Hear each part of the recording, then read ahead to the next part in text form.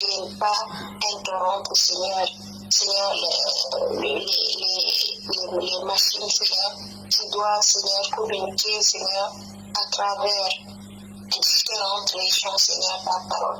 Seigneur, nous te demandons de prendre possession aussi du nom de Jésus. Nous te confions ton serviteur, Seigneur, qui soit rempli de ton esprit et afin que tu puisses s'exprimer à travers lui au nom de Jésus. Amen. Amen. Alléluia. Nous rendons grâce au Seigneur pour ce jour qu'il nous donne, qui est pour nous un jour de joie, un jour d'allégresse dans sa présence. Ce matin, nous allons un peu voir ce que disent les Écritures et concernant Jésus, le Messie, et pourquoi Dieu a voulu que la parole soit consignée. Cette parole également parvienne jusqu'à nous. Alléluia. Nous allons faire cette lecture tirée de l'évangile de Jean, le chapitre 20, à partir du verset 30. Nous allons lire les versets 30 et les versets 31. Nous lisons dans nos Bibles, il est écrit: Jésus a fait encore en présence de ses disciples beaucoup d'autres miracles qui ne sont pas écrits dans ce livre. Mais ces choses ont été écrites afin que vous croyiez que Jésus est le Christ, le Fils de Dieu, et qu'en croyant, vous ayez la vie en son nom. Alléluia. Il nous est dit ici que Jésus a fait encore, en présence de ses disciples, qui sont des témoins privilégiés, beaucoup d'autres miracles qui ne sont même pas mentionnés dans ce livre. Et Jean parlait de l'évangile de Jean. Matthieu pourrait en dire autant, Luc pareil, Marc pareil. Donc, il a fait encore beaucoup d'autres miracles. Des miracles à n'en plus finir. Et le même Jean nous dit au chapitre 21, le dernier verset, verset 25, Jésus a fait encore beaucoup d'autres choses. Le chapitre 20 nous dit, il a fait encore beaucoup d'autres miracles. Il dit, il a fait encore beaucoup d'autres choses. Si on les écrivait en détail, je ne pense pas que le monde même puisse contenir les livres qu'on écrivait. Tout ce que Jésus a écrit, le monde ne peut pas le contenir. D'accord? Mais Jean nous dit que ces choses ont été écrites. Ce qu'il a relaté, ces choses ont été écrites. Le peu qui a été relaté a été écrit pour un but. Il dit, afin que vous croyez, afin de vous convaincre et de vous amener à la foi, afin de susciter en celui qui va lire ou bien celui qui va entendre que cela suscite la foi. Mais la foi en qui? Croire que Jésus est le Christ. Croire que Jésus est le Messie. Croire que Jésus est le Fils de Dieu. Croire et en croyant, vous obteniez par lui la vie éternelle. Mais nous allons un peu voir au chapitre 21 ce qui est dit ici, cette note qui est donnée.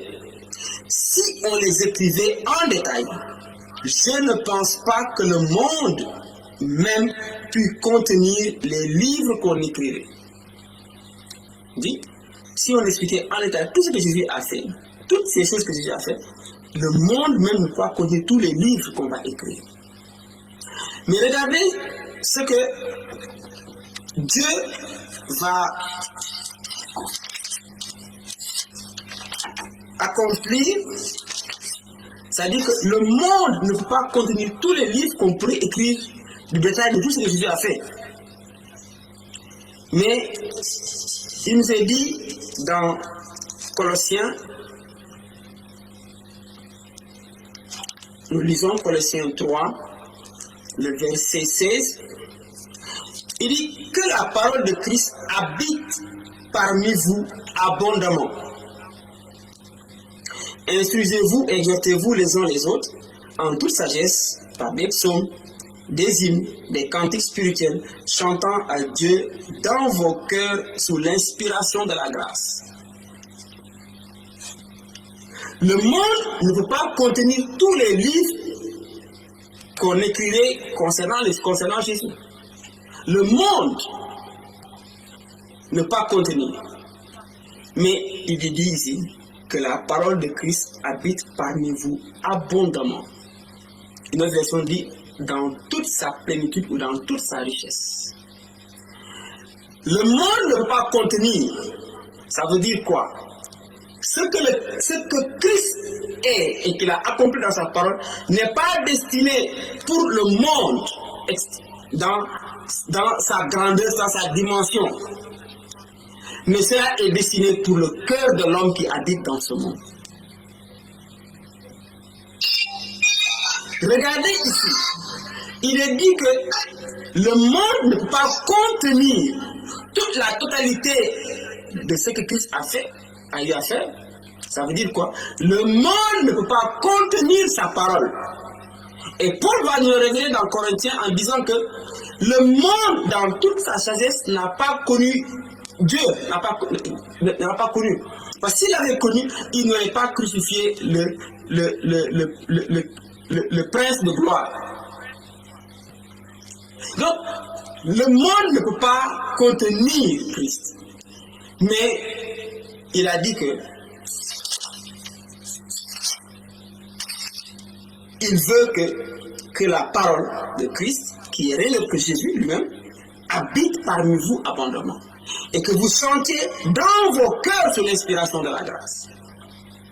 Ce que le monde ne peut pas contenir, Dieu a fait que ton cœur peut le contenir.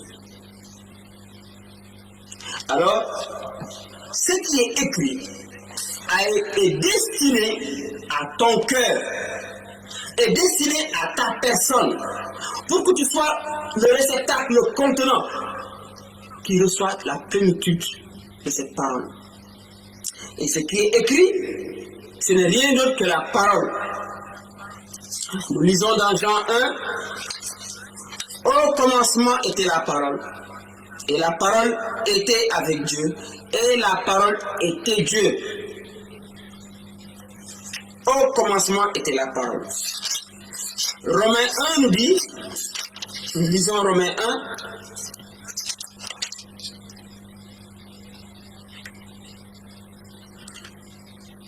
le premier verset, Paul, serviteur de Jésus-Christ, appelé à être apôtre, mis à part pour annoncer l'évangile de Dieu, la bonne nouvelle de sa parole, qui avait été promis auparavant de la part de Dieu par ses prophètes dans les saintes écritures, ce qui a été écrit, et qui concerne son fils, né de la postérité de David selon la chair, est déclaré fils de Dieu avec puissance, selon l'esprit de sainteté, par sa résurrection d'entre les morts, Jésus-Christ notre Seigneur,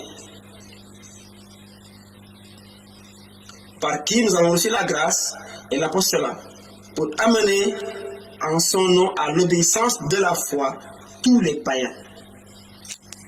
Alléluia. Donc, ces choses ont été écrites. Ici, on fait référence aux Écritures, ce qui a été écrit.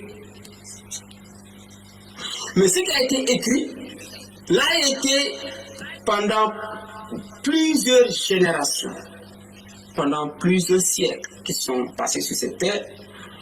Et dans ce qui est écrit, tout pointe du doigt celui qui devait venir et accomplir parfaitement toutes les Écritures. Nous l'avons lu dans Romains, cette bonne nouvelle de l'évangile de Dieu, qui concerne son fils Jésus, né, n'est-ce pas, de la postérité de David, et déclaré fils de Dieu par sa résurrection d'entre les morts.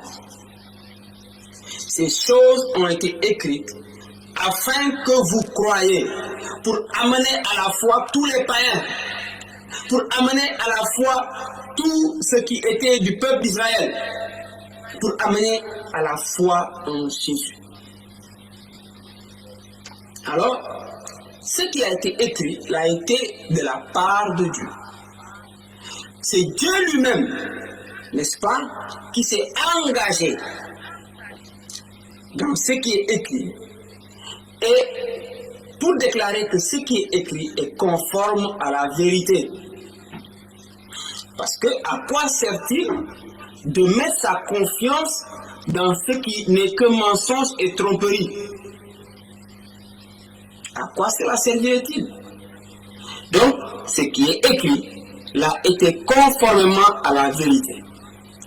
Pour une seule chose, afin que notre foi ne soit pas fondée sur le mensonge ou sur des fables, mais que notre foi soit établie sur la vérité. C'est pourquoi 1 Jean 5 nous dit que vous êtes dans le véritable, en son Fils Jésus-Christ.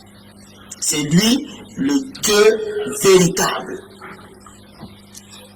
Nous pouvons le lire rapidement. 1 Jean 5, nous lisons à partir du verset 19.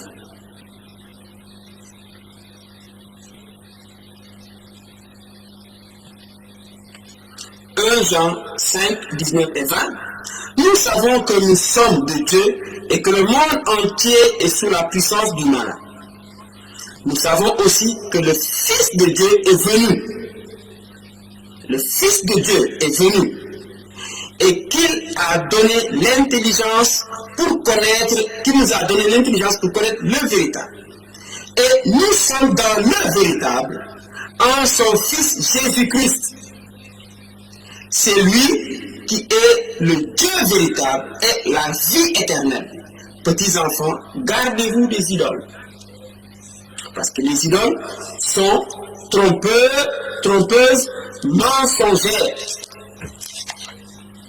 Les idoles ne sont que le mensonge. Ce n'est pas la vérité. Donc, là, ce qui est écrit doit être conforme à la vérité.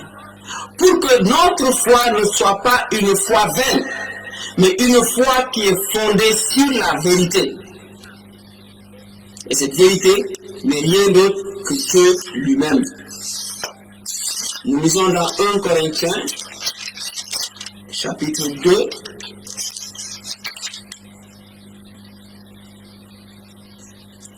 Paul dit, pour moi, frère, lorsque je suis allé chez vous, ce n'est pas avec une supériorité de langage ou de sagesse que je suis allé vous annoncer le témoignage de Dieu. On note bien, souligner, annoncer le témoignage de Dieu.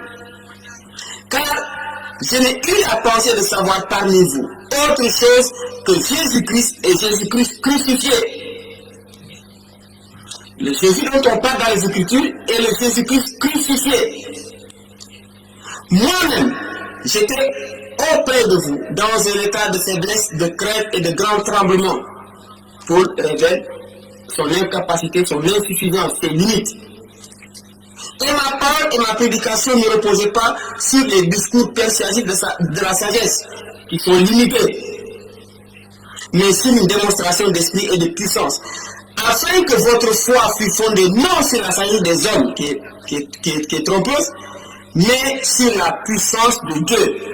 La foi doit être appelée à être fondée sur la puissance de Dieu, sur la vérité. Toute la parole de Dieu n'est que vérité. La Bible est une vérité absolue, parce que c'est la vérité de Dieu lui-même. Donc, nous revenons dans notre passage de Jean 20, 31, ces choses ont été écrites. Donc, et nous sommes parvenus comme un témoignage.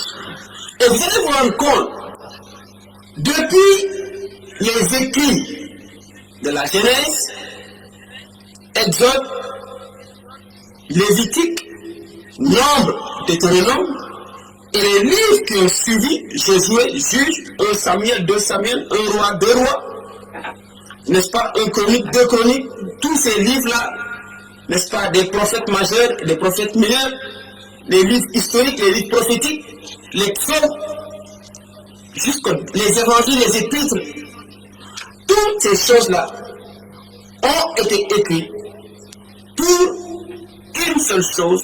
On dit que cela constitue le témoignage de Dieu. C'est une déclaration de Dieu. C'est Dieu lui-même qui parle dans sa parole. C'est pourquoi la Bible est appelée la parole de Dieu.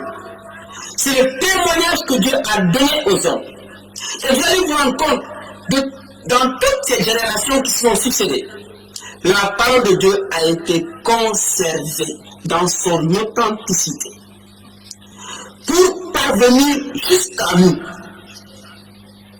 Malgré toutes les tentatives de l'ennemi de faire disparaître cette parole, Jésus a dit même, mes paroles ne passeront pas.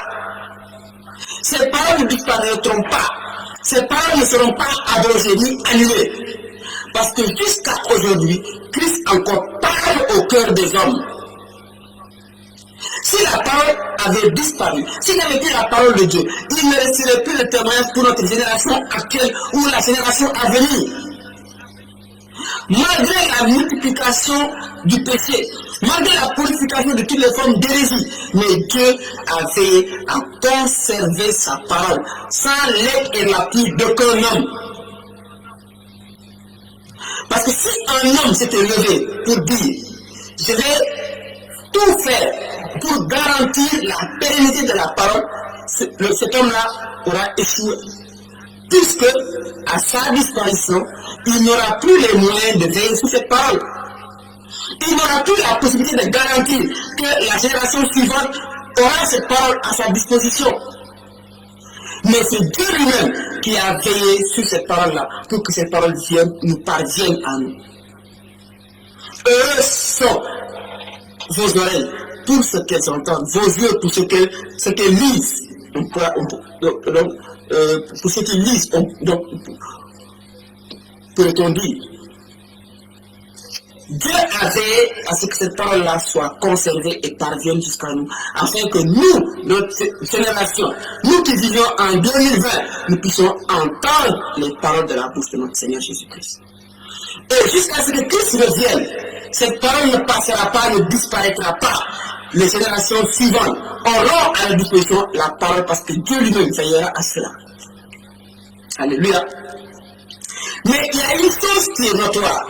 La parole est disponible de sorte que personne ne pourra dire je n'ai jamais entendu. Il n'y avait rien qui pouvait, dans ma génération, la parole n'était pas là, donc on ne peut plus me juger ou m'accuser par rapport à la parole. Donc nous sommes inexcusables.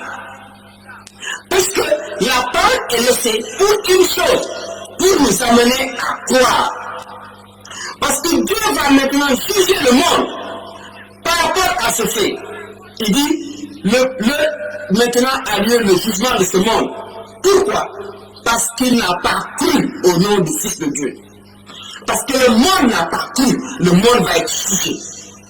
Mais le monde pourra dire, mais comment Dieu peut-il me juger? Puisque rien n'était fait pour que moi, je parvienne à croire à la foi.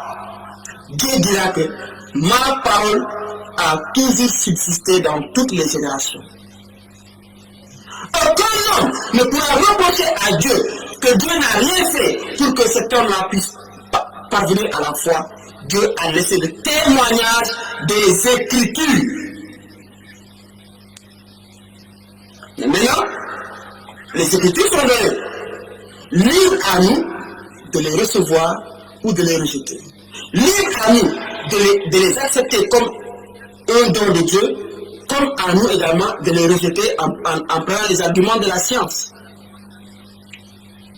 Mais jusqu'à aujourd'hui, aucune science n'a été en mesure de réfuter la parole de Dieu.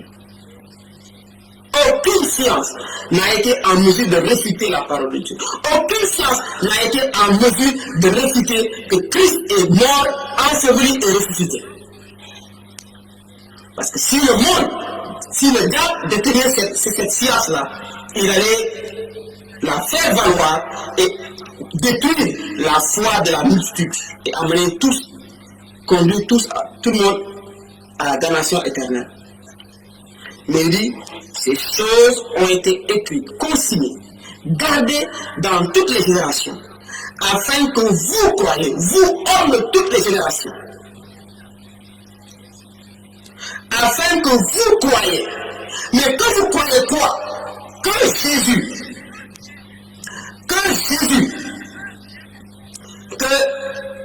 ceux qui baptisaient ont rejeté, qui a été rejeté. Et nous allons voir toutes les étapes, les manifestations du rejet de Jésus-Christ.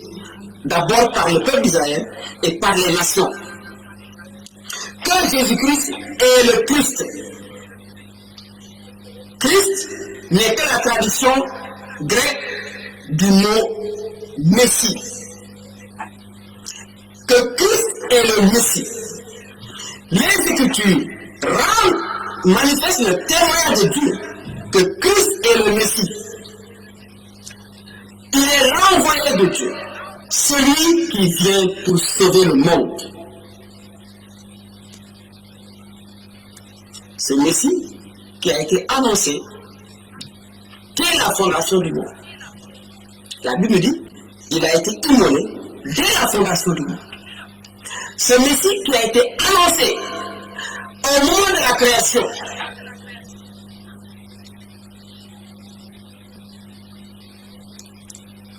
Alléluia.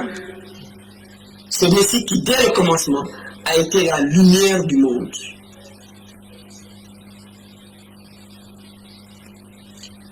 Cette lumière que les ténèbres n'ont jamais pu saisir.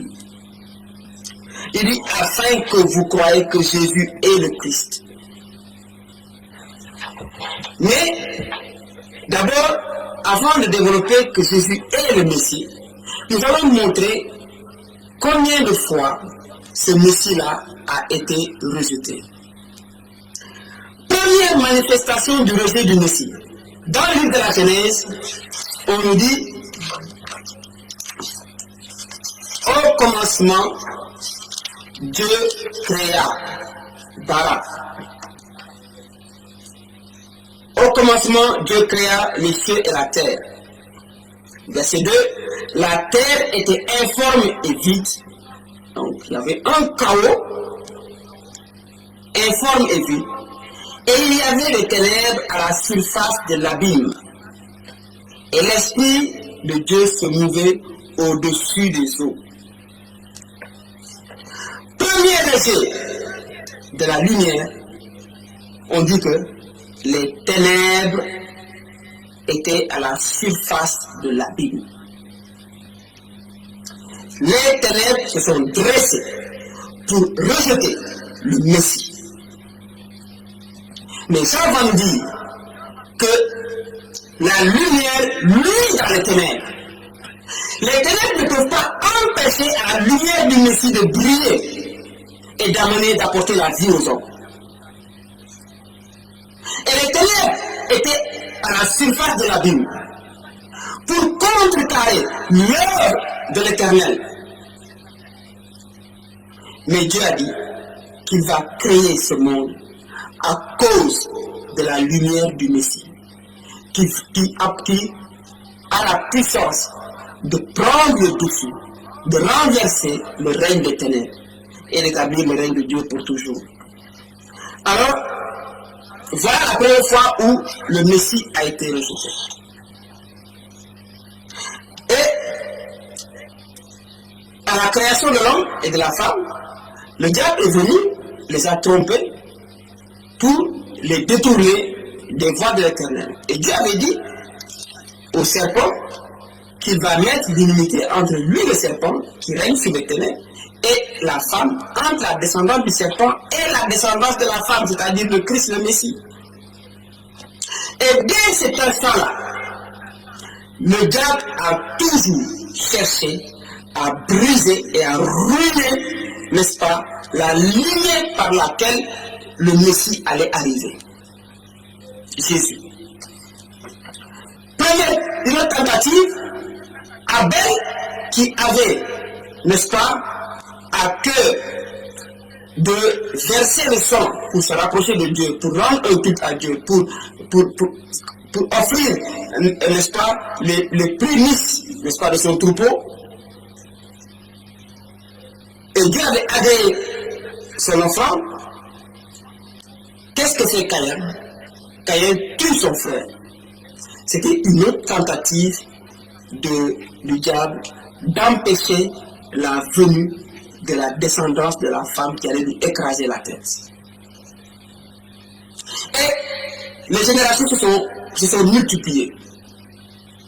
Les fils des hommes ont eu des filles. Et le diable a envoyé ces démons qui ont quitté le demeure, comme nous disons, qui ont abandonné le demeure, qui ont abandonné, n'est-ce pas, ce qu'ils étaient des êtres célestes pour venir se mélanger avec des créatures terrestres, pour corrompre la lignée du futur Messie, n'est-ce pas, la lignée dans laquelle le futur Messie allait sortir. Ils ont amené cette corruption, cette première manipulation génétique pour détruire le plan de Dieu. Et nous savons que ce plan a échoué puisque Dieu a envoyé le déluge et a suscité au travers de la famille de Noé une famille intègre, une famille qui n'était pas corrompue. Par la suite, n'est-ce pas, quand le peuple, Dieu s'est révélé à Abraham, lui qui était un homme avancé en âge, sa femme avancée en âge ne pouvait pas enfanter. Mais Dieu va révéler que le Messie qu'il va faire, qui va venir sur cette terre, ne viendra pas par la puissance des hommes ou par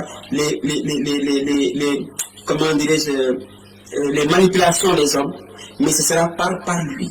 Et d'un couple qui ne pouvait pas enfanter, Dieu fait le miracle de faire descendre une lignée, n'est-ce pas, une descendance dans laquelle qui sera, n'est-ce pas, la lignée des ancêtres du Messie qui va venir.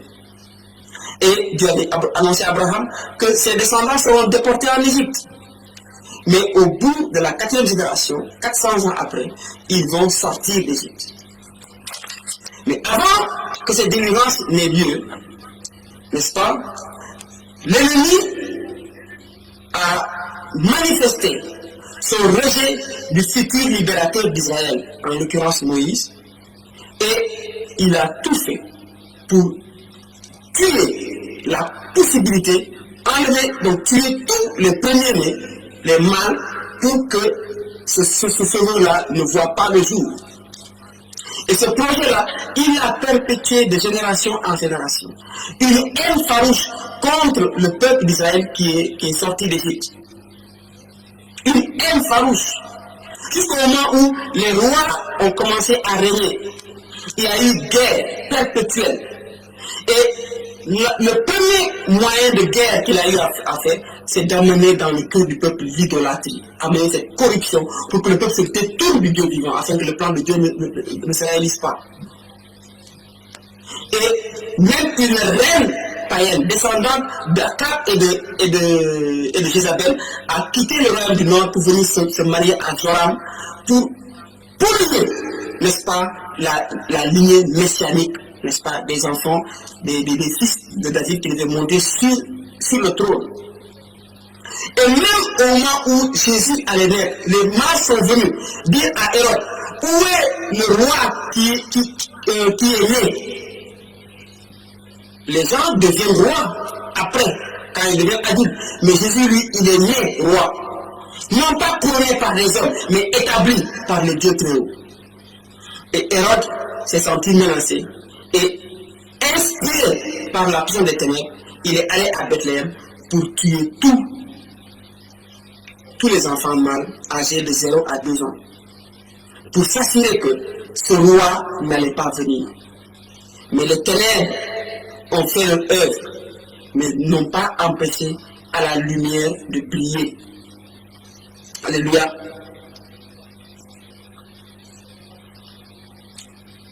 Et de la même manière que le Messie a été rejeté, rappelez-vous, quand Moïse est venu vers ses frères, n'est-ce pas? Qu'est-ce qu'on lui a dit? Qui t'a établi juge? Ils ont rejeté Moïse. Même après être sorti du désert, le peuple s'est rebellé contre Moïse, qui n'était qu'un type du Messie qui allait venir. Et quand Jésus est venu, le peuple d'Israël l'a rejeté.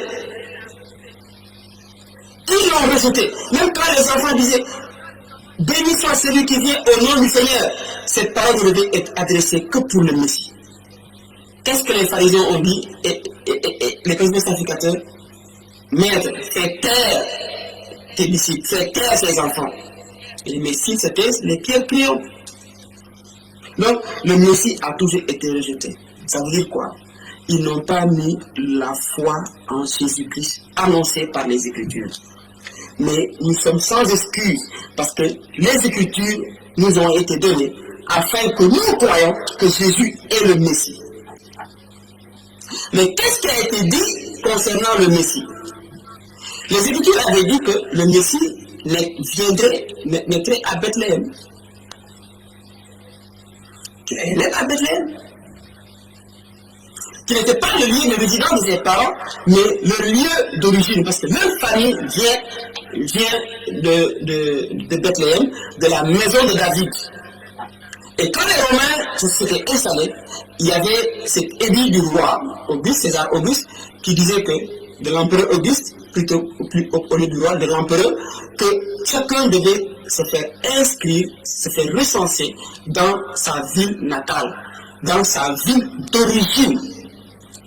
Donc, et le Messie devait venir de la maison de David, Beth David. Et David, on sait que David, c'est un Bethléemite. Et Bethléem nous révèle quelque chose, le nom Bethléem veut dire la maison du Père. Et Jésus lui-même, le Messie qui vient, devait être le Père vivant descendu du ciel. C'est pourquoi il est né à Bethléem dans la maison du Père. De la maison d'où également est venu son ancêtre David. Parce que Joseph, son père adoptif, est de la famille royale de David. Et descendant de cette famille royale de David. Mais il n'était pas son père légitime. Mais Marie, également, qui est la mère de Jésus-Christ, biologique, vient de la famille de David. Donc de par sa mère, il est réellement héritier de David. C'est pourquoi l'ange avait dit à Marie, et le Seigneur Dieu lui donnera le trône de David, son père. Il sera grand, il sera appelé fils du Très-Haut. Les Écritures ont dit de Jésus-Christ qu'il est le Messie. Et ce Messie devait venir de Bethléem. Par sa naissance, Jésus a accompli les Écritures. La jeune fille, la vierge, elle enfantera un fils qu'on appellera Emmanuel. N'est-ce pas? Dieu fort. Père éternel, conseiller,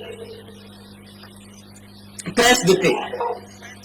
Donc, Jésus est le Messie. Et le Messie devait être celui également, quelqu'un qui accomplit des miracles. Mais quel genre de miracle? On va donner quelques exemples de miracles que Jésus a accomplis qui montrent qu'il est le Messie. Et ces choses ont été écrites. Dans l'Ancien Testament, dans l'Évêque de Lévitique, il y a cet enseignement qui dit que quand quelqu'un aura n'est-ce pas, des illusions cutanées, des apparitions, n'est-ce pas, qui ressemblent à la lèpre, avant de confirmer que cela est de la lèpre, il devait se montrer au sacrificateur qui allait soigneusement l'examiner. Bien examiner la plaie. Et il y avait des critères qui pouvaient montrer que si ça sointe, n'est-ce pas, si donc les poils blanchissent, des trucs comme ça, n'est-ce pas, et si la plaie est profonde, il y avait tous les critères qui montraient que, et c'est le sacrificateur qui désignait que c'était de la lèpre. Alléluia. De la même manière, celui qui doit, la lèpre n'est que le type du péché. Celui qui doit examiner l'état de l'homme pécheur, c'est Dieu lui-même, puisque le sacrificateur était le représentant de Dieu, qui déclare que tous les hommes sont lépreux du péché. Donc, il y avait ce constat-là qui devait être fait, et ça ne devait pas être de façon profane. Personne ne peut se lever du beau matin pour dire celui-là, il est lépreux. Il fallait qu'on l'examine afin qu'il n'y ait aucune injustice. Et c'est Dieu qui avait donné les critères pour définir que tel homme, il est lépreux. Et donc, dans toutes les générations des sacrificateurs, ils ont eu à constater beaucoup de lépreux, à examiner beaucoup de lépreux et à les tenir à l'écart du peuple. On ne devait pas se mélanger avec eux. Parce que la lèpre ne devait pas être contagieux. On ne devait pas avoir communion avec les lépreux. De la même manière, celui qui est lépreux du péché ne peut pas avoir communion avec Dieu. Mais il est dit également que si quelqu'un était guéri de la lèpre, il devait se présenter au sacrificateur qui devait faire le constat et le déclarer pur, guéri. Mais depuis Moïse, après la guérison de sa sœur Myriam, aucun sacrificateur n'a eu le privilège de faire le constat de la guérison de lépreux. Jusqu'à la venue de Jésus, le Christ, le Messie. Aucun sacrificateur, dans toutes les générations, n'a eu le privilège de constater la guérison d'un lépreux, n'est-ce pas, d'Israël, à part la guérison de Naaman, le Syrien, un païen, qui montrait que Dieu allait étendre sa grâce et son salut aux non-juifs, aux non-israélites. Puisque Naaman, n'étant pas juif, n'était pas tenu de venir se présenter devant le sacrificateur pour qu'il le constate. Donc cela était réservé aux Israélites, qui dépendaient également du ministère des sacrificateurs. Naaman n'avait rien à voir avec le ministère des sacrificateurs. Donc, et Jésus va dire dans les Écritures, au temps d'Élisée, il y avait beaucoup de lépreux en Israël. Mais aucun d'eux n'a été guéri, si ce n'est Naaman le Syrien. Alléluia. On peut continuer. Et donc, Jésus, guérissant les lépreux, un lépreux, lui dit qu'il aille se laver et qu'il aille se présenter au sacrificateur et qu'il fasse tout ce qui est recommandé dans la loi de Moïse. Et c'est au temps de Jésus-Christ que les sacrificateurs ont eu à constater la guérison d'un lépreux. C'était un témoignage que Jésus est réellement le Messie. Alléluia. Autre signe qui montre que Jésus est le Messie dans les Écritures, Jésus-Christ qui guérit un aveugle de naissance.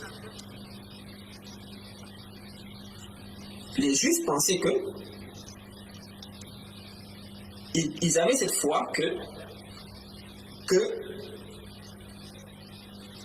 dès le ventre de la mère, l'enfant pouvait naître pour être bon ou bien pour être mauvais.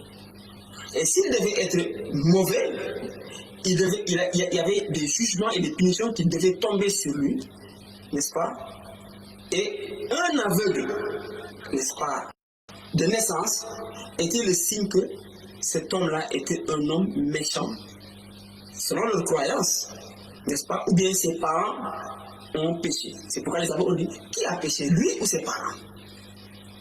Jésus a dit que c'est pour manifester la gloire de Dieu. Et un aveugle de naissance a été guéri. Jésus lui a rendu la vue. Il lui a rendu la vue. Il voyait ce qui était impossible. Alléluia. Pour montrer que du néant, Christ rend la vie. Et il avait pris la boue, il a appliqué ses yeux pour montrer l'œuvre de la création. Au commencement, il a pris la poussière, il a modélé l'homme, il a soufflé en lui un souffle de vie. Et l'homme est devenu un être vivant. Donc, Jésus-Christ a accompli tant de choses. Au désert, les pères ont mangé la manne. Qu'est-ce que Jésus a fait? Il a multiplié les pains et il l'a donné en leur disant, c'est ici le véritable pain descendu du ciel pour la vie des hommes. Alléluia.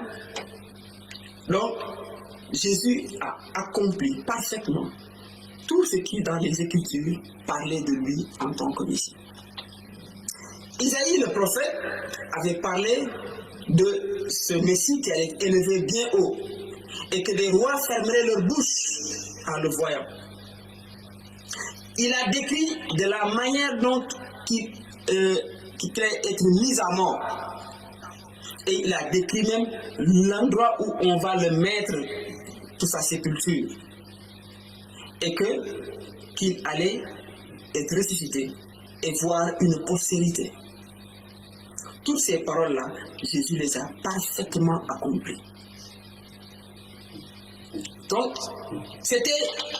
Dieu voulait que le peuple qui détenait les Écritures et qui attendait le Messie soit le premier à se rendre compte que Jésus-Christ est le Messie et que ce peuple maintenant porte le témoignage.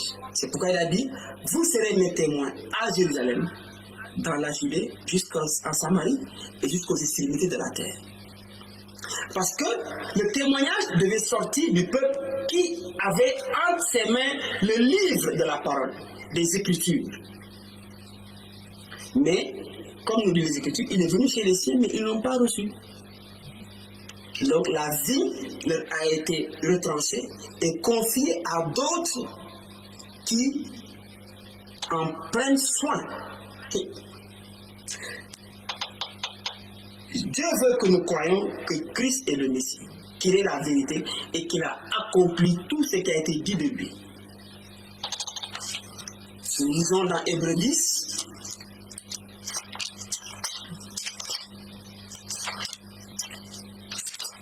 Nous lisons rapidement Hébreux 10 qui dit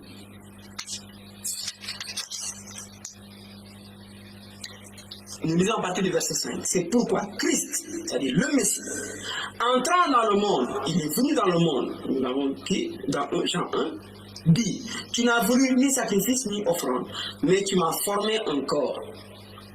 Tu n'as agréé ni holocauste ni sacrifice pour le péché. Alors j'ai dit, voici je viens.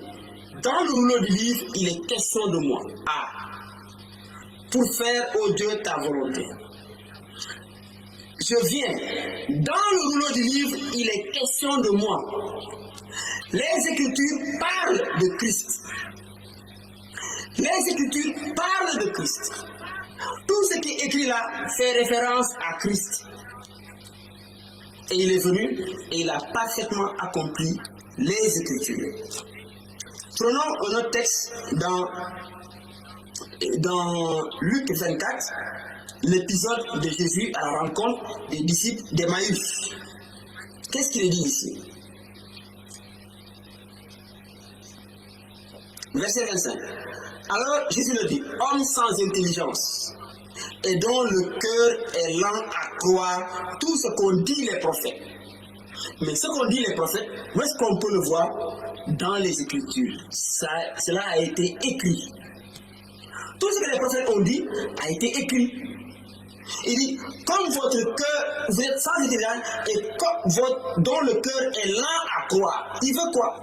Tout ce que les prophètes ont dit, nous devons le croire. Notre cœur doit le croire. Notre cœur que Dieu a dimensionné pour contenir toute la parole que le monde ne peut pas contenir, mais que le cœur peut recevoir. Il dit, notre cœur, si nous sommes sans intelligence, le cœur sera lent à croire. Mais si tu as de l'intelligence, ton cœur sera prompt à croire à la vérité et tu ne seras pas élu en erreur. Il dit, verset 26, ne fallait-il pas que le Christ souffrit ces choses et qu'il entrât dans sa gloire avant qu'il ne soit glorifié, avant qu'il ne soit le Messie glorifié? Il devait être le Messie souffrant. Avant qu'il soit le Messie qui règne, il devait être le Messie esclave qui est mis à mort à la croix. Verset. Et commençant par Moïse et par tous les prophètes, il leur expliqua dans toutes les Écritures ce qui le concernait. Dans toutes les Écritures, nous verrons ce qui concerne Christ. Et Dieu l'a consigné comme témoignage pour nous, pour une seule raison, que nous croyons que Jésus est le Messie, l'envoyé de Dieu. Et non seulement l'envoyé de Dieu, mais que nous croyons que Jésus est le Fils de Dieu. Le monde des ténèbres s'est acharné pour rejeter Christ.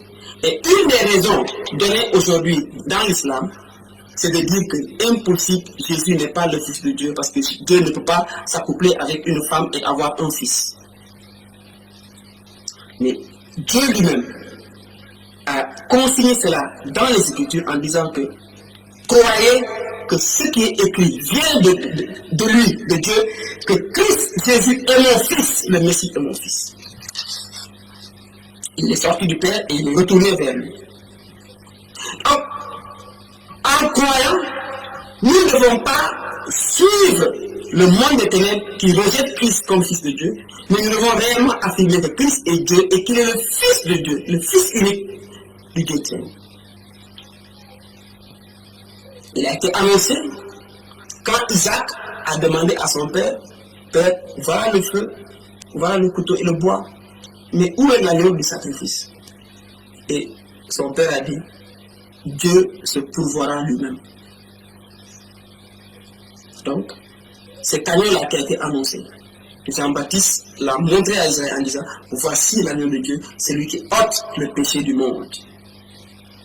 Alléluia. Nous n'avons pas honte de dire que Jésus est le Fils de Dieu. Nous l'avons lu dans Romains, en disant que l'évangile que nous annonçons, n'est-ce pas? Paul va dire qu'il n'a pas honte de l'évangile, au verset 16, n'est-ce pas? Je n'ai pas honte de l'évangile, c'est une puissance de Dieu pour le salut de quiconque croit. Celui qui croit est sauvé.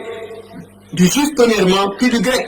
Donc, on ne doit pas avoir honte de l'évangile et de ce que l'évangile déclare que Jésus est le Fils de Dieu. Et celui qui le croit sera sauvé. Mis à part pour annoncer l'évangile de Dieu qui avait été promis auparavant de la part de Dieu par ses prophètes dans les Saintes Écritures. Tout ce que les prophètes ont dit a été consigné dans les Écritures. Alors, nous devons nous fier aux Écritures parce que Dieu déclare que ces Écritures sont fiables. Parce que ce qui a été écrit a été accompli parfaitement en Jésus-Christ. Et il concerne son Fils. Ah, le Fils de qui? Le Fils de Dieu. Né de la possibilité de la vie, de la famille de David selon la chair. Et déclaré Fils de Dieu avec puissance selon l'Esprit de sainteté par sa résurrection d'entre les morts, Jésus-Christ notre Seigneur. Autre chose qui est consignée dans les Écritures est que Christ a été mis à mort et il a été crucifié. Mais le troisième jour, il est ressuscité. Ça a été consigné dans les Écritures. Alléluia. Donc, Christ est le Messie parce que David avait prophétisé, tu ne laisseras pas ton oint connaître, voir la corruption. Et après 4 jours dans le tombeau, le cadavre commence et est entré dans la phase de corruption qui est irréversible. C'est pourquoi, dans l'évangile de Jean au chapitre 11, 4 jours après 4 jours dans le tombeau, quand Jésus a dit ouvrez la pierre, c'est ce qu'on dit, mais il sent déjà, parce qu'il était déjà en état de décomposition 4 jours après. C'était irréversible. Et qu'est-ce qui s'est passé? Qu'est-ce que Christ a dit? Il dit Lazare, sors du tombeau. Et Lazare est sorti. Il a dit enlevez-lui les bandes et laissez-le aller. Alléluia. Donc,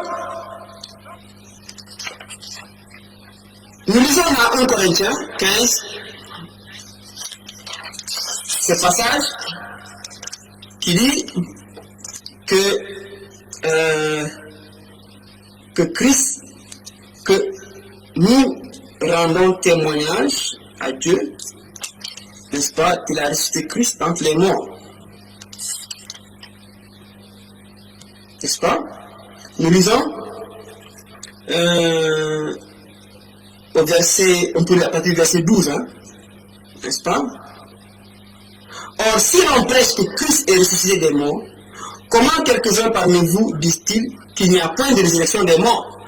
Nous prêchons l'évangile. L'évangile dit que Christ est ressuscité des morts. Mais il y a certains qui disent qu'il n'est pas ressuscité. Ils rejettent. Ceux-là sont animés par la puissance des ténèbres. Verset 13. S'il n'y a point de résurrection des morts, Christ non plus n'est pas ressuscité. Donc la preuve qu'il y a la résurrection des morts, c'est que Christ est ressuscité. Et l'Écriture le déclare pour que nous croyions qu'il est le Messie, qu'il est le Fils de Dieu. Et qu'il y aura une ressuscité des morts. Pourquoi? Parce qu'il est celui qui donne la vie à ceux qui croient en lui. Verset 14. Et si Christ n'est pas ressuscité, notre prédication est donc vaine. Et notre foi aussi est vaine. Donc nous croyons pour rien. Mais Dieu dit que votre foi n'est pas vaine parce qu'elle est établie sur la vérité de la parole. Verset 15. Il se trouve même que nous sommes de faux témoins à l'égard de Dieu. Donc tous ceux qui prêchent l'évangile sont de faux témoins. Donc, et même l'écriture alors c'est une fausse écriture. Et même Christ c'est aussi un faux messie. Comme il y a eu plusieurs messies, parce qu'il dit plusieurs viendront sous mon nom disant c'est moi le Christ. Et le peuple d'Israël en a connu à l'appel. Des gens qui sont levés pour dire qu'ils sont le Messie et qui ont induit en eux le peuple d'Israël. Donc, s'il se trouve même que nous sommes de faux témoins à l'égard de Dieu, puisque nous avons témoigné contre Dieu qu'il a ressuscité Christ, tandis qu'il n'aurait pas ressuscité si les morts ne ressuscitent point. Car si les morts ne ressuscitent point, Christ non plus n'est pas ressuscité. Et si Christ n'est pas ressuscité, notre foi est vaine. Et vous êtes encore dans vos péchés. Donc, s'il n'est pas établi que Christ est ressuscité, tous les hommes sont encore dans le péché. Ça veut dire quoi? Dans les ténèbres, alors que la lumière n'a jamais brillé sur la terre. Alors, le jour de la résurrection de Christ, le linceul qu'il avait enveloppé a laissé un témoignage de, n'est-ce pas, de son visage, tout son corps, qui a été imprimé sur le linceul. Alors, on a pris ce linceul-là, donné à des scientifiques, et ils ont examiné, et ils se sont rendus compte que il n'y a aucune technologie humaine qui existe à l'heure actuelle qui peut reproduire le même phénomène de faire imprimer, n'est-ce pas, le corps d'un individu sur du tissu. Ce linceul a été examiné. On a vu relever du pollen qui témoigne des arbres qui existaient à l'époque de Jésus-Christ. Ce linceul a été examiné, n'est-ce pas? Et on a vu dans ce linceul-là les marques, n'est-ce pas, de ces blessures, du sang qui a coulé. Tout cela a été examiné. Mais ce qui est plus frappant, c'est que les scientifiques ont découvert que pour réaliser ce phénomène-là, que le corps soit imprimé sur le tissu, pas à l'extérieur, mais à l'intérieur, c'est-à-dire qu'il était totalement recouvert, mais elle dit que quand Pierre est venu, il a vu les bandes qui étaient là à plat. C'est-à-dire que les bandes, le linceul n'avait pas été défait. Christ est passé au travers. Mais qu'est-ce qui s'est passé? Il y a eu une lumière tellement puissante. Et les scientifiques ont démontré que la quantité de lumière qu'il faut pour que ce phénomène-là se produise n'existe pas. Et ils ont donné cette quantité-là, je ne me rappelle plus exactement parce que c'était dans un documentaire que j'ai suivi, que le frère Jean-Michel nous avait envoyé, et montre que il y a eu une lumière, c'est-à-dire la lumière de Christ que Dieu avait annoncé dès le commencement pour dire c'est cette lumière-là que les ténèbres ne pourront pas saisir. C'est cette lumière-là qui a brillé au sein des ténèbres. Et Christ est passé au travers du tissu. Et il est ressuscité par la puissance de Dieu. Pour démontrer qu'il est le Messie et qu'il n'a pas connu la corruption. Il n'a pas connu la décomposition. Même s'il s'était chargé de nos péchés, mais lui, il n'avait pas connu de péché. Donc, les ténèbres ne pouvaient pas régner sur sa vie, ne pouvaient pas le saisir. Et donc, il montre par là que lui étant ressuscité, que tous ceux qui mettent leur foi en lui connaîtront le même phénomène de résurrection, comme nous le dit également le texte aux Corinthiens, pour nous le dire, et dans Thessaloniciens, que premièrement, les morts en Christ ressusciteront, et nous les vivants, en un clin d'œil, nous serons changés, transformés. Alléluia. Voilà. Donc, un des témoignages qui montre que Christ est le Messie, c'est qu'il est ressuscité. La mort n'a pas pu le contenir. Il est ressuscité. Et cela est conforme à la vérité. Parce que tous les hommes connus qui ont un nom, on peut vous amener dans le lieu de leur sépulture et vous dire, voilà là où il a été enterré, voici ses ossements. Mais Jésus est le seul dont le tombeau est vide. Son tombeau est vide. Pas que ce tombeau a été profané, mais ce tombeau est vide. Parce que dès sa résurrection, les soldats c'est-à-dire qu'on a mis dans le tombeau et on a roulé une pierre qu'on a scellée. Deuxièmement, les principaux sacrificateurs sont allés voir Pilate pour lui dire que cet homme avait dit qu'il allait ressusciter. Donc, pour le démentir qu'il est un imposteur, c'est-à-dire qu'il ne faudrait pas qu'il ressuscite. Parce que s'il ressuscite, donc tout ce qu'il a eu à dire est conforme à la vérité et c'est eux-mêmes qui seraient totalement dans l'erreur.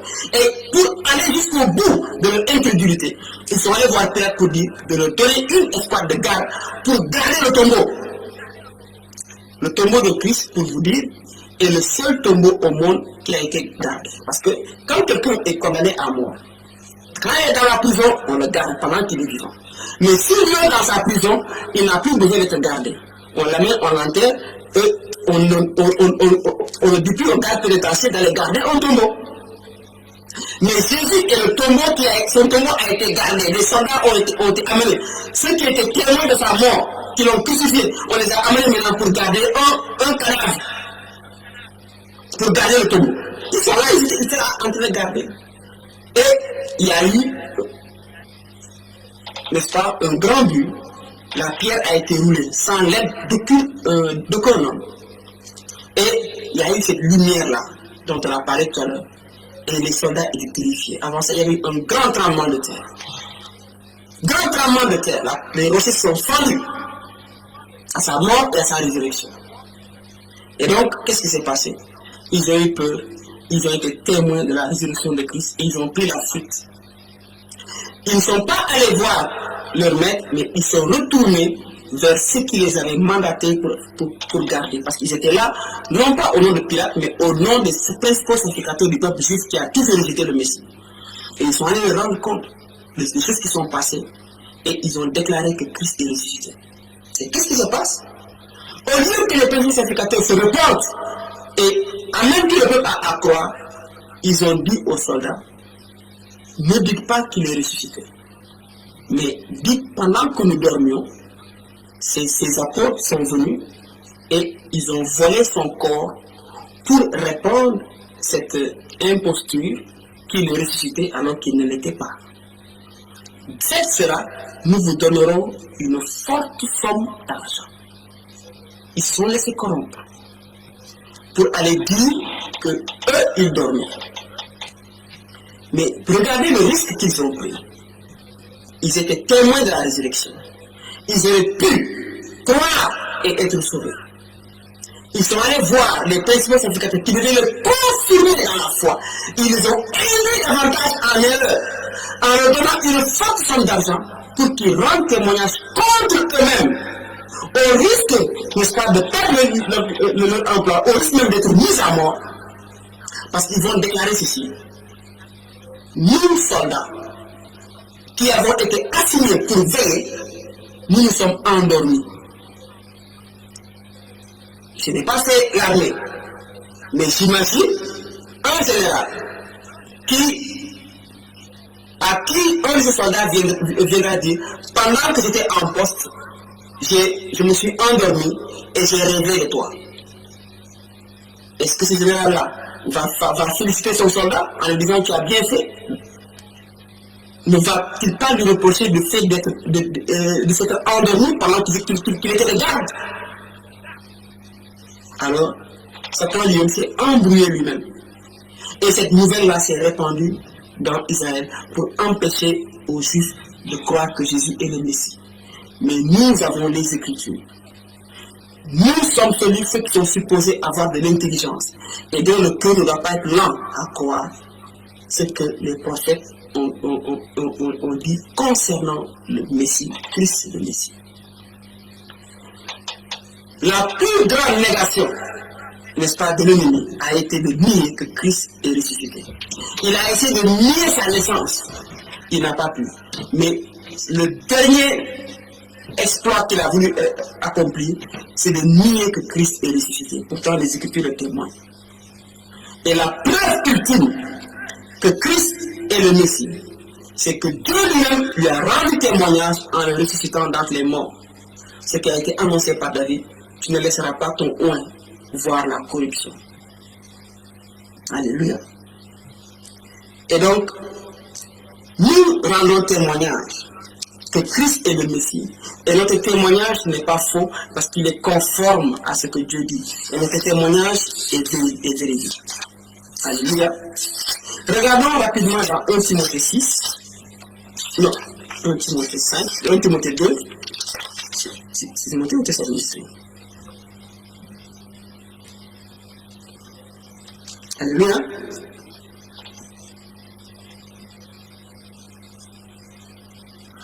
Timothée 2, je lis à partir du verset 3. Cela est bon et agréable devant Dieu, notre Sauveur, qui veut que tous les hommes soient sauvés, y compris toi qui m'écoutes aujourd'hui, mon frère, ma soeur. Que tous les hommes soient sauvés et parviennent à la connaissance de la vérité qui a été écrite, ce qui est écrit. Connaît la connaissance, connaît de l'intelligence. N'est-ce pas? Verset 5. Car il y a un seul Dieu et aussi un seul médiateur entre Dieu et les hommes, Jésus-Christ homme, celui qui fait la médiation, la paix. N'est-ce pas? Qui s'est donné lui-même en rançon pour tous. Jésus s'est donné pour ta rançon. C'est le témoignage rendu en son propre temps, le témoignage de Dieu qui a été rendu. Et ce n'est pas un faux témoignage. Et pour lequel j'ai été établi, Paul, c'est Paul qui parle maintenant, prédicateur et apôtre. Je dis la vérité, je ne mens pas. Donc, dans les écrits de Paul, c'est la vérité, c'est pas le mensonge. Chargé d'instruire les païens dans la foi et la vérité. Donc, ces écritures sont toute notre instruction, n'est-ce pas? Dans la foi, que nous sommes instruits pour avoir la foi et être fondés dans la vérité. Nous avons lu que nous sommes dans le véritable. Alléluia. Un autre passage dans 1 Jean, nous allons finir par là. 1 Jean 5, qui nous dit ceci, qui nous parle du témoignage de Dieu. C'est lui, Jésus-Christ, qui est venu avec de l'eau et du sang. Non seulement avec l'eau seulement, mais avec l'eau et avec le sang. Et c'est l'Esprit qui rend témoignage, parce que l'Esprit est la vérité. Car il y en a trois qui rendent témoignage, n'est-ce pas? Dans le ciel, le Père, n'est-ce pas? La parole et l'Esprit. Et il y en a trois qui rendent témoignage sur la terre, l'Esprit, l'eau et le sang. Et ces trois-là sont d'accord. Si nous recevons le témoignage des hommes, le témoignage de Dieu est plus grand. Ce témoignage qui est dans les Écritures est plus grand. Car le témoignage de Dieu consiste en ce qu'il a rendu témoignage à son Fils. Et il lui a rendu témoignage en le ressuscitant d'entre les morts. Donc, croire que Jésus est le Messie et le Fils, c'est de croire que Jésus est ressuscité. Et les textes et les Écritures en témoignent. Celui qui croit au Fils de Dieu a ce témoignage en lui-même. Celui qui ne croit pas, Dieu le fait menteur. Maintenant, celui qui ne croit pas, Dieu le fait menteur. Sinon, parce que si c'est lui qui est dans la vérité, donc il fait automatiquement, Dieu devient un menteur et il n'est plus Dieu. Mais Dieu lui-même fait menteur tout homme qui ne croit pas que Jésus-Christ est ressuscité et le Messie. Puisqu'il ne croit pas au témoignage que Dieu a rendu à son Fils. Et voici ce témoignage, verset 11, c'est que Dieu nous a donné la vie éternelle. Et cette vie est dans son Fils. Celui qui a le Fils a la vie. Celui qui n'a pas le Fils n'a pas la vie. Je vous ai écrit ces choses afin que vous sachiez que vous avez la vie éternelle, vous qui croyez au nom du Fils de Dieu. Et nous reprenons notre lecture. Ces choses, Jean 20, 21, 31, ont été écrites afin que vous croyiez que Jésus est le Messie, le Christ, le Fils de Dieu. Et qu'en croyant, vous ayez la vie en son nom, la vie éternelle. Et pour avoir la vie éternelle, c'est croire également. Il faut que nous, même si nous allons mourir, que nous allons être ressuscités, parce que Christ est ressuscité, et le témoignage qu'il y aura la résurrection des morts, qu'il est celui qui donne la vie. Alléluia. Alors, croire en Jésus-Christ n'est pas croire pour obtenir les biens de ce monde, parce que la Bible nous dit aujourd'hui que le monde ne peut pas le contenir. Mais notre cœur, nos vies peuvent le contenir, parce qu'il veut habiter en nous et être la plénitude de celui qui remplit tout en tous. Chers frères et sœurs, nous n'allons pas nous étendre encore davantage, mais c'est juste pour dire que attachons-nous à la parole de Dieu, qui est le témoignage de Dieu pour nous amener au salut. Croire en Jésus-Christ et en l'œuvre qu'il a accomplie sur la croix pour le pardon de nos péchés, parce qu'il est dit que c'est pour la rémission des péchés. C'est-à-dire qu'il fait disparaître les péchés. C'est lui qui enlève le péché du monde. Père éternel, nous te disons merci pour le témoignage que tu as laissé sur cette terre, les écritures que tu as conservées et qui sont parvenues jusqu'à nous. Nous ne voulons pas être ceux qui sont sourds. Si nous le sommes réellement, Père, ouvre nos oreilles. Nous ne voulons pas être ceux qui sont aveugles, mais si nous le sommes, Père, fais tomber les écailles de nos yeux. Nous ne voulons pas être ceux qui se taisent, qui sont muets, mais délie nos langues afin que nous proclamions cet évangile du salut. Nous ne voulons pas être des boiteux, mais si nous le sommes, Seigneur, affermis nos genoux. Nous ne voulons pas être des lépreux, mais si nous le sommes, Seigneur, purifie-nous, sanctifie-nous, Seigneur, par ta parole, afin que nous ayons toutes les dispositions pour croire en Jésus-Christ qui est mort, enseveli et ressuscité pour notre justification, notre rédemption. Seigneur, te disons merci pour l'œuvre que tu as accomplie. Merci pour ceux qui entendront ces paroles et qui tourneront le regard vers les Écritures. Donne-leur de l'intelligence et dispose leur cœur à comprendre par la puissance de l'Esprit tout ce que les prophètes ont écrit concernant Jésus et que leur vie s'attache à Jésus par la foi. Et qu'en croyant, qu'ils reçoivent ton témoignage et qu'ils aient la vie que Christ donne pour l'éternité. Amen.